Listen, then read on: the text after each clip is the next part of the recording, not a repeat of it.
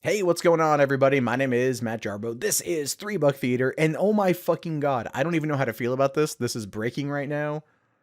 I'm confused, and I'm also wondering what in the hell is Sony up to? Because they're up to something that is, I have a feeling, is going to be either great or could could kill him off.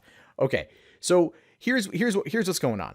Hollywood Reporter is reporting that Sony has hired writer Chris Yost, who worked on Thor Ragnarok as one of the co-writers, to take an existing script written by Lisa Joy, who was the co-creator of HBO's Westworld, which was an amazing show, and basically rework her script for a movie centered around Silver Sable and Black Cat. Now, this is apparently what Sony was working on a couple years ago when they announced that they wanted a female-led movie set in the Spider-Man universe. Most of us thought that it was going to be centered around Black Cat because we know that, believe it or not, Felicity Jones, who played Jyn Erso in Rogue One, was Felicia, right, in fucking Amazing Spider-Man 2, and she was Felicia Hardy. That was just Felicia was what she was named, but that is who she was meant to be. As I said at the time when I first heard that, I was like, oh my God, that's Felicia Hardy. And no one believed me until the DVD dropped, the commercial for the DVD dropped, and they fucking told you. But the point is that what they're doing is they're hoping they can get directors soon with an eye on a fall start date. So we're towards the end of March, right? So we're almost into the fourth month of the year. And they want to get a script quickly cranked out, and then have a director to start producing this movie, shooting this movie by fall. For when, right? I mean, we already know October 2018 is the Venom release date. What the fuck is going on? But here's what's going on. So Matt Tolmach and Amy Pascal are producing the project. Makes sense. Amy Pascal is not going to let her fucking fingers out are off of fucking Spider-Man. Her grip is there. All right, that was the deal she negotiated on her way out the door because she knew she was screwed once the Sony hack happened. She knew she was done when that thing went down. So she, in my opinion, positioned the deal with Marvel and Kevin Feige for Spider-Man, set herself up as a producer on that project, and pretty much oversees everything else Spider-Man related coming out of Sony. We all know Tom Rothman is not going to be around much longer, but Amy Pascal is in for the long haul and probably wants to do well enough for Sony while they're in dire straits in order to get her old job back. That's what I'm thinking the long-term plan is. We're talking like a Hillary Clinton setup here. You know, was Secretary of State, was disgraced over Benghazi, was promised the presidency. Well, we all know how that turned out. I'm not trying to make this political, but that's kind of like what I see as being a parallel to an extent. So what we know is that Silver Sable is a mercenary who runs a company that hunts war criminals. She has both been an ally and antagonist of Spider-Man. Black Cat is the cat burglar, not Catwoman. She's had a long entangled romance with Spider-Man. She was originally supposedly going to be mentioned in the Spider-Man trilogy, but was cut from that. And then, like I said, she had that brief cameo appearance in Amazing Spider-Man 2.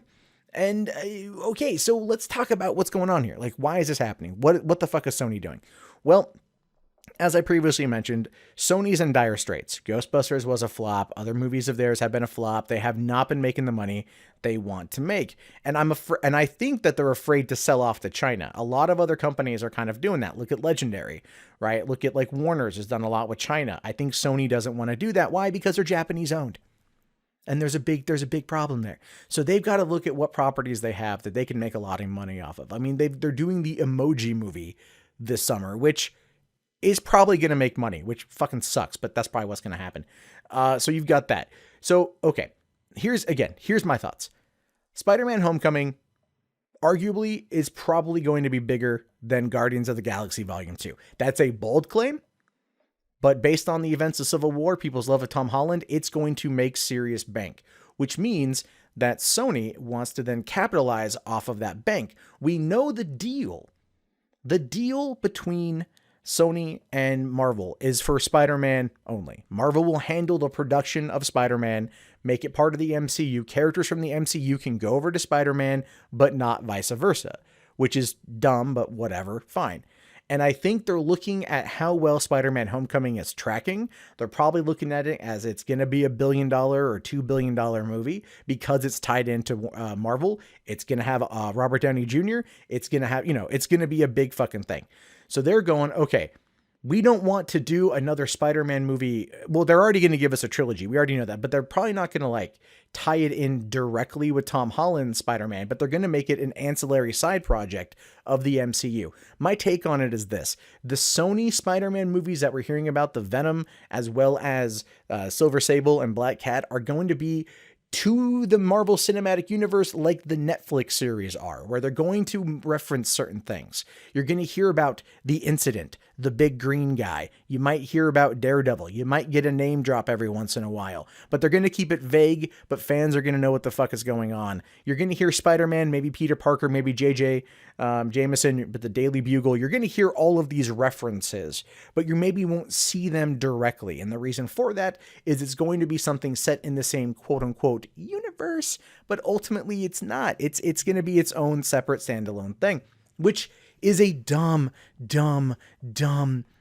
fucking idea. It's a dumb fucking idea.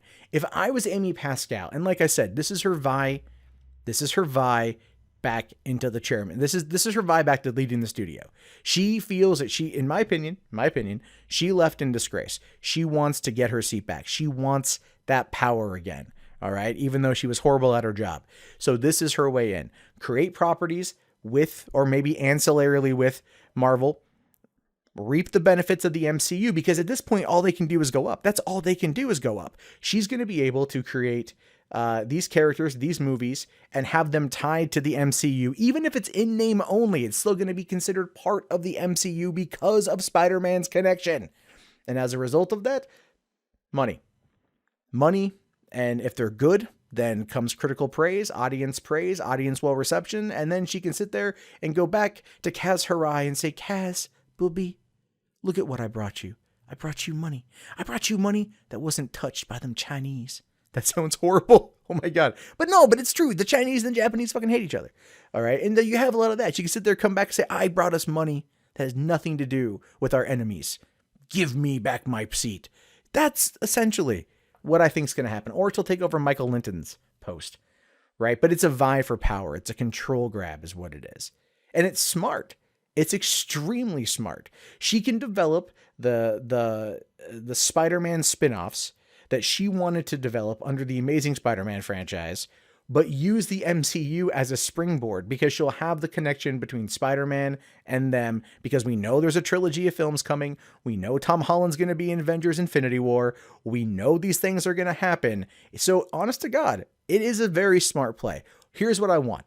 Drop identity politics. It's going to happen. I know it's going to fucking happen, because it's going to be the female-centered situation. But provided the story's pretty good and the identity politics don't follow to the point of where they're bashing you on the head and the director's calling you a sexist for disliking the trailer, then I think we're going to be fine. If they don't do what they did with Ghostbusters with this, I think things are going to be okay.